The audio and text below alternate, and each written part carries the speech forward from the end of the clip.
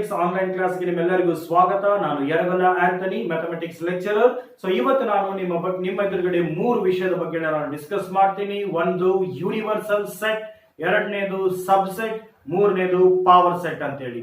So universal set ಅಂದ್ರೆ ಏನು, so ಯಾವ ಸೆಟ್ಗೆ ನಾವು ಯೂನಿವರ್ಸಲ್ ಸೆಟ್ ಅಂತ ಕರಿಬೇಕು ಅಂತ ನಾವು ಇವತ್ತು ಡಿಸ್ಕಸ್ ಮಾಡೋಣ. Let us discuss what is a universal set and which set is called as a universal set. Okay, so universal set.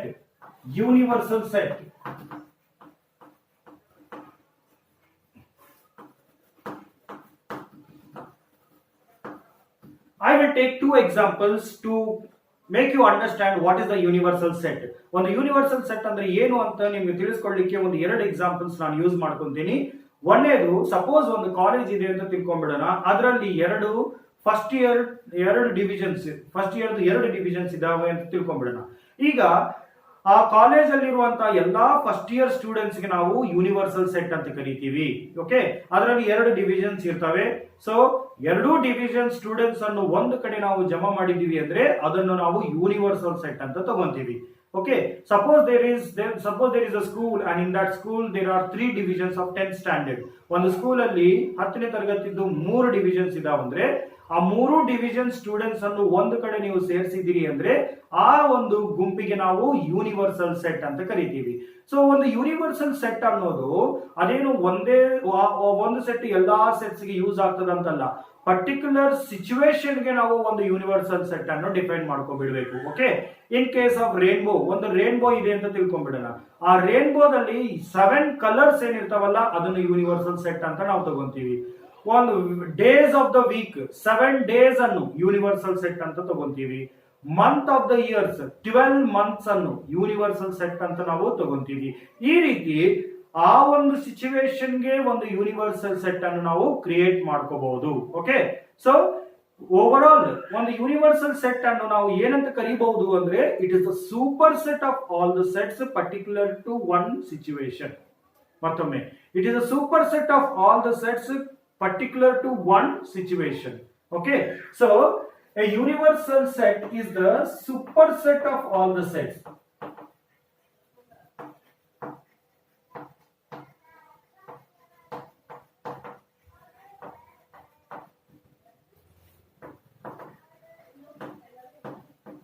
And is denoted by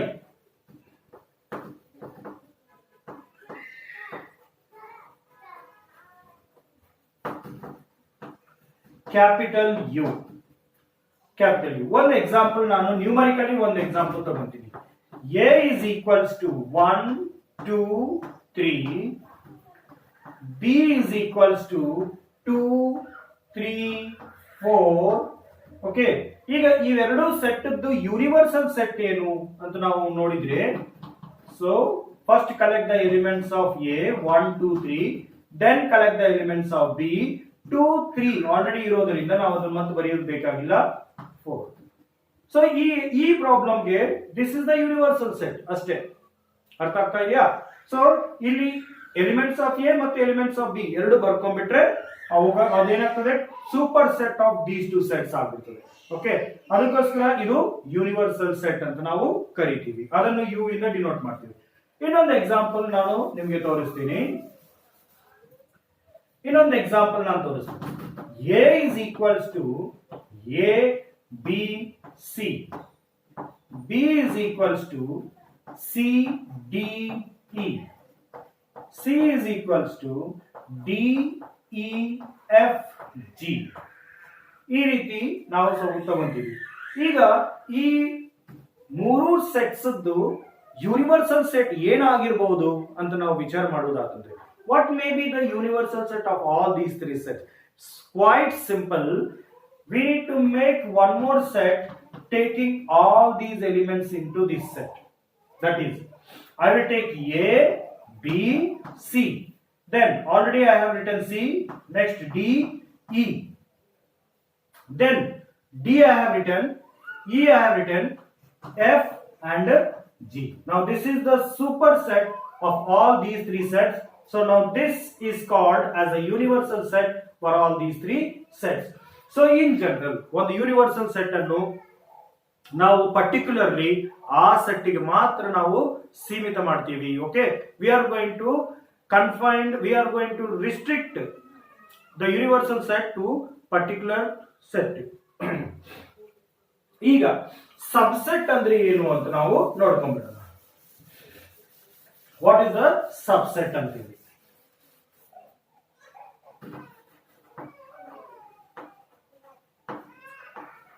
Subset. Suppose A and B are two sets such that every element of set A is an element of set B, then we say A is subset of set B. Okay, and is written as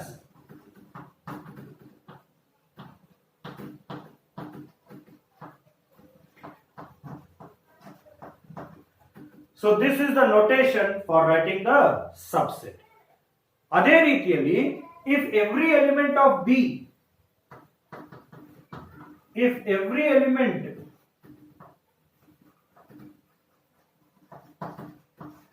of set B is an element of set A, then set B is called as subset of set A and is written as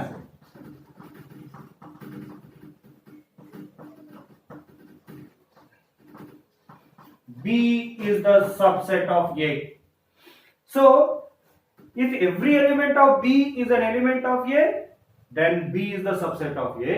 If every element of A is the element of B, then A is the subset of B. So ಈ left side ಅಲ್ಲಿ ಇರೋದು subset ಆಗ್ತದೆ, right side ಇಲ್ಲಿ ಇರೋದು super set ಆಗಿರ್ತದೆ. ಇದನ್ನ ನೆನ್ಪಿಟ್ಕೋಬೇಕು. Okay, ಇದು subset, ಇದು ಸೂಪರ್ ಸೆಟ್. ನಾವು A is subset, B is superset. Okay, so now there is one more word which is called as a proper subset. ಇದಕ್ಕೆ ನಾವು improper subset ಅಂತಲೂ ಕರಿಬಹುದು. Okay, we can call this as a improper subset also. Proper subset ಅಂತ ಒಂದಿರ್ತದೆ, ಅದಕ್ಕೊಂದು example ನಾನು ಕೊಟ್ಟು ಅದನ್ನು define ಮಾಡ್ತೀನಿ.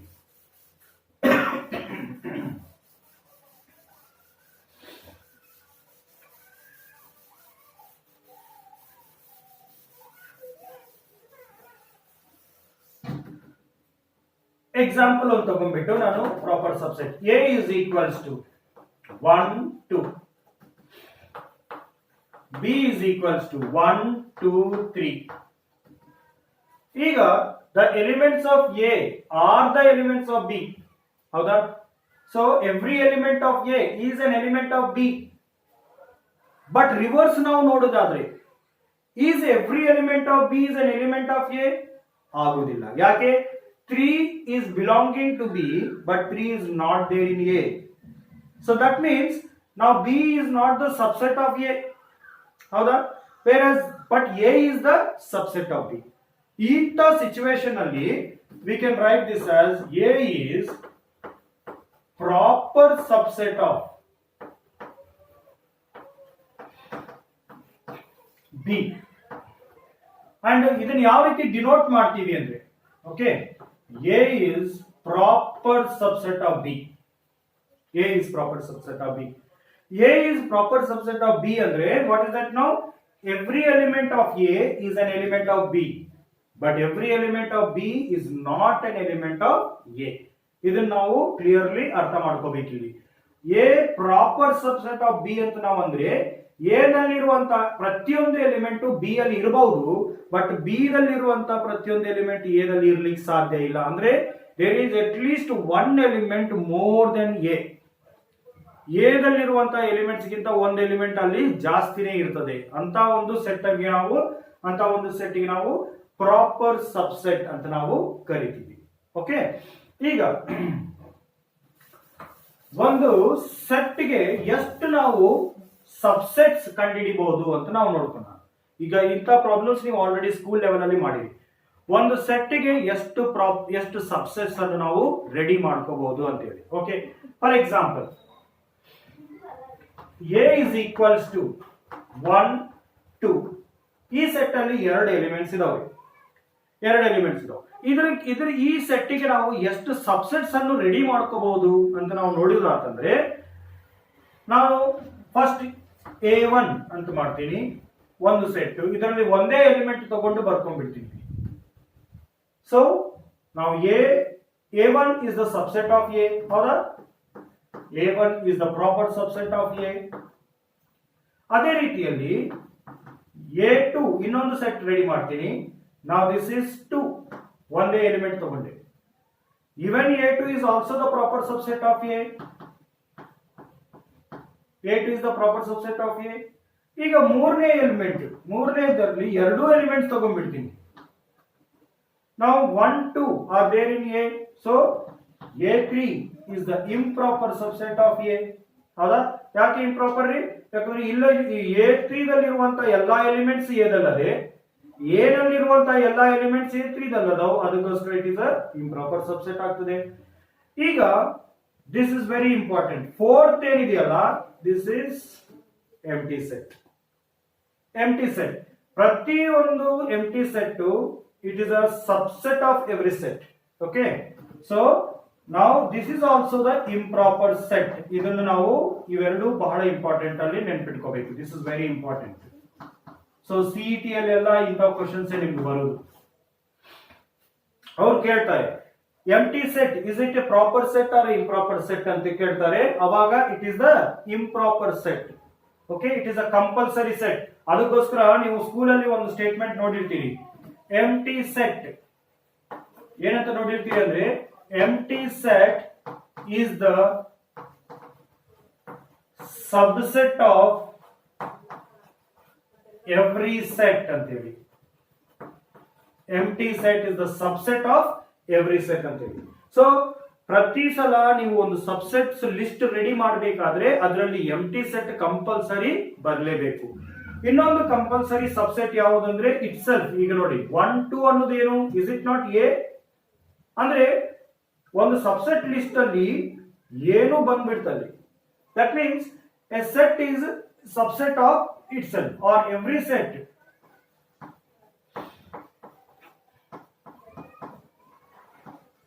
Every set is a subset of itself. So ಇವೆರಡು ಕಂಪಲ್ಸರಿ ಬರ್ತಾವ್ರಿ ನೀವು ಸಬ್ಸೆಟ್ ಲಿಸ್ಟ್ ರೆಡಿ ಮಾಡಬೇಕಾದ್ರೆ. ಇನ್ನೊಂದು ಎಕ್ಸಾಂಪಲ್ ತಗೊಂಡು ನಾನು ನಿಮ್ಗೆ ತೋರಿಸ್ತೀನಿ. ಈಗ ಓಕೆ, ಅದಕ್ಕಿಂತ ಮೊದಲು ಎಷ್ಟು ಸಬ್ಸೆಟ್ಸ್ ಬಂದವ್ರಿ? 1 2 3 4. ಓಕೆ, ಇದನ್ನ ನೆನ್ಪಿಟ್ಕೋರಿ. ನಂಬರ್ ಆಫ್ ಸಬ್ಸೆಟ್ಸ್ ಎಷ್ಟು ಬಂದವ್ರಿ? Number of subsets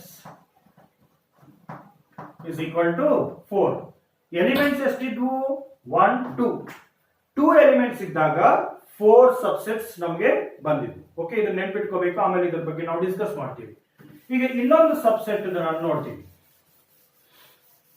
ಇನ್ನೊಂದು subset suppose A is equals to A B C. ಇದರಲ್ಲಿ 3 ಎಲಿಮೆಂಟ್ಸ್ ಅದಾವ. ಈ 3 ಎಲಿಮೆಂಟ್ಸ್ ಇರುವಂತಹ ಸೆಟ್ ಗೆ ನಾವು ಎಷ್ಟು ಸಬ್ಸೆಟ್ಸ್ ರೆಡಿ ಮಾಡಬಹುದು ನಾವು ನೋಡ್ಕೊಂಡ್ಬಿಡೋಣ. ಓಕೆ, ಮತ್ತೆ ಆಸ್ ಯೂಶುವಲ್ ಒಂದೇ ಸಬ್ಸೆಟ್ ಗೆ A1 ಅಂತ ನಾನು ಕರಿತೀನಿ. ಇದರಲ್ಲಿ ಒಂದೇ ಎಲಿಮೆಂಟ್ ತಗೊಂಡ್ಬಿಡ್ತೀನಿ. So clearly A1 is the proper subset of A.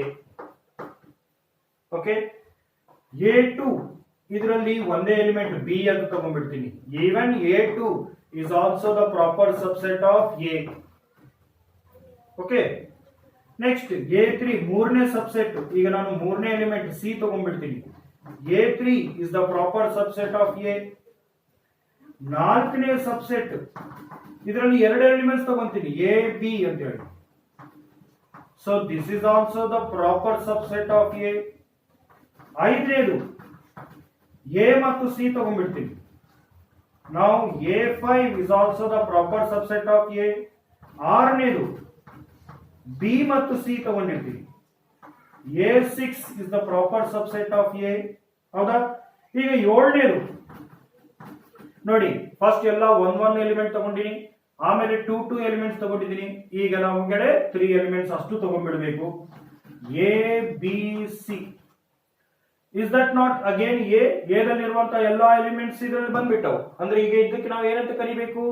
Improper subset of A. ಹೌದಾ? Improper subset of A.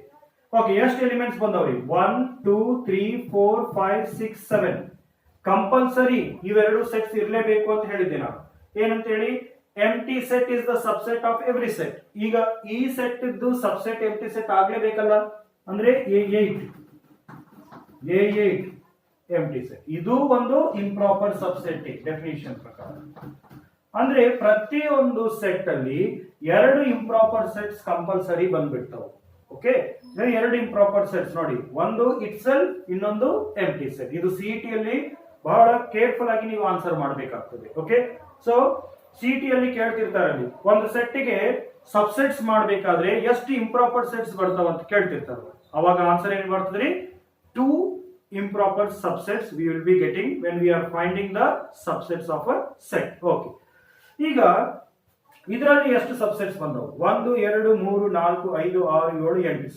8 subsets we got, right? So number of subsets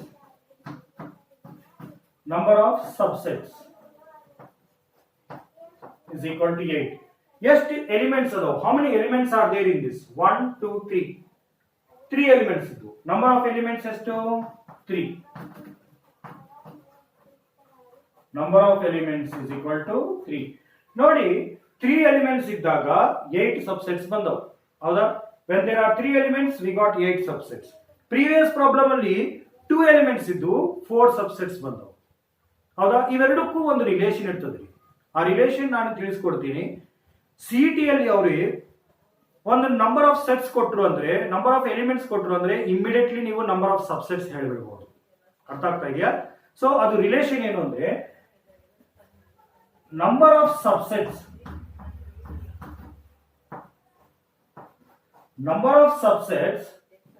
of any set is equals to 2 raised to n. So n is number of elements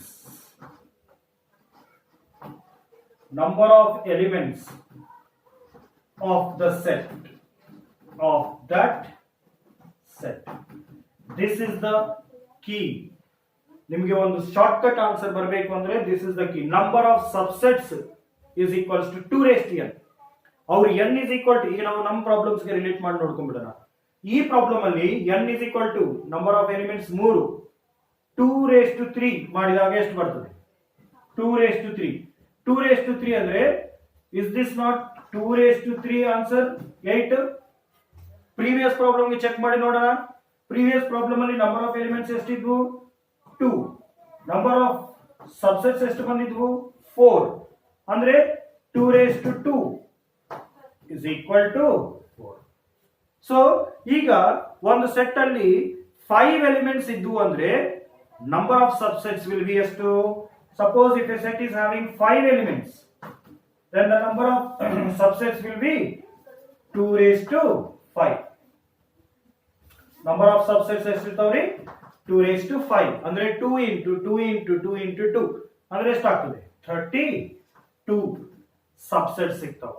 so ಒಂದು CET ಅಲ್ಲಿ ಅವರು number of elements ಕೊಟ್ಟು, clearly ಕೇಳ್ಕೊಳ್ಳಿ, ಒಂದು CET ಅಲ್ಲಿ number of elements ಕೊಟ್ಟು number of subsets ಹೇಳಿ ಅಂದಾಗ simple formula 2 raised to n ಅಂತ ನೀವು ಯೂಸ್ ಮಾಡಬೇಕು. ಓಕೆ, ಅದೇ ಕ್ವಶನ್ ಅಲ್ಲಿ ನಂಬರ್ ಆಫ್ 32 ಸಬ್ಸೆಟ್ಸ್ ಅಲ್ಲಿ ಎಷ್ಟು ಇಂಪ್ರಾಪರ್ ಸಬ್ಸೆಟ್ಸ್ ಇರ್ತಾವ ಅಂತ ಕೇಳಿದಾಗ 2, ಒಂದು ಇಟ್ಸೆಲ್ಫ್, ಇನ್ನೊಂದು ಎಂಟಿ ಸೆಟ್. ಓಕೆ, ಎಷ್ಟು ಪ್ರಾಪರ್ ಸಬ್ಸೆಟ್ಸ್ ಇರ್ತಾವ ಅಂತ ಕೇಳಿದಾಗ ಬಂದಿರುವಂತ ಸೆಟ್ಸ್ ಅಲ್ಲಿ -2 ಮಾಡ್ಕೊಂಡ್ಬಿಟ್ರೆ ಪ್ರಾಪರ್ ಸಬ್ಸೆಟ್ಸ್ ನಿಮಗೆ ಸಿಕ್ಬಿಡ್ತಾವೆ. ಓಕೆ, ಈಗ ಇದರಲ್ಲಿ ನೋಡ್ರಿ 8 ಸಬ್ಸೆಟ್ಸ್ ಇದ್ದು 2 ಇಂಪ್ರಾಪರ್ ಸಬ್ಸೆಟ್ಸ್. 8ರಲ್ಲಿ 2 ತೆಗೆದು ಬಿಟ್ರೆ ಎಷ್ಟಿರ್ತಾವ್ರಿ? 1 2 3 4 5 6. Okay, 6 proper subsets, 2 improper subsets. So ಇದನ್ನು ಬಹಳ ಚೆನ್ನಾಗಿ ನೆನ್ಪಿಟ್ಕೊಳ್ರಿ, ಯಾಕಂದ್ರೆ ನಾಳೆ ನೀವು ಸಿಇಟಿ ಎಕ್ಸಾಮ್, ಕಾಂಪಿಟೇಟಿವ್ ಎಕ್ಸಾಮ್ ಬರೀಬೇಕಾದ್ರೆ ಇಂಥವೇ ಒಂದು ಸಣ್ಣ ಸಣ್ಣ ವಿಷಯಗಳೇ ನಿಮಗೆ ಹೆಲ್ಪ್ ಆಗುವುದು. ಓಕೆ, ಈಗ ನಾವು ಬೇಗನೆ ಪವರ್ ಸೆಟ್ ಅಂದ್ರೆ ಏನು ಅಂತ ನೋಡ್ಕೊಂಡು ಆಮೇಲೆ ನಾವು ಇದನ್ನ ಕ್ಲೋಸ್ ಮಾಡ್ಕೊಂಡ್ಬಿಡೋಣ. ಪವರ್ ಸೆಟ್ ಅಂದ್ರೆ ಏನು ಅಂತೀವಿ. What is the power set? Let us try to understand that.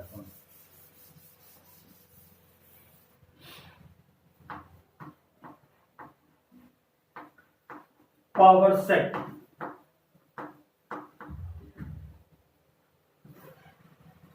Set of all subsets of a set is called as power set. Okay, power set.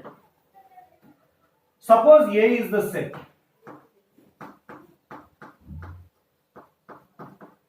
A is a set. Its power set is denoted by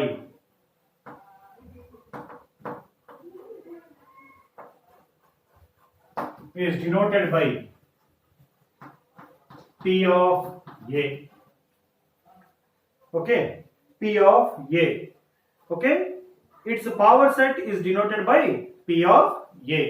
Okay, ಈಗ ಬೇಗನೆ ಒಂದು example ತಗೊಂಡು ಇದನ್ನು ನಾನು ನಿಮಗೆ ತೋರಿಸ್ಬಿಡ್ತೀನಿ, ಒಂದು power set ಯಾವ ರೀತಿ ಬರಿಬೇಕು ಅಂತೇಳಿ. Okay, how to write a power set ಅಂತ ಹೇಳಿ ತೋರಿಸ್ಕೊಡ್ತೀನಿ. A is equals to 1 2 3. First ನೀವೇನ್ ಮಾಡಬೇಕು? ಫಸ್ಟ್ ಇದರಲ್ಲಿ ಸಬ್ಸೆಟ್ಸ್ ಫಾರ್ಮ್ ಮಾಡ್ಕೋಬೇಕು. ಓಕೆ, ಬೇಗನೆ ಸಬ್ಸೆಟ್ಸ್ ಫಾರ್ಮ್ ಮಾಡೋಣ. A1 1. So A1 is the subset of A.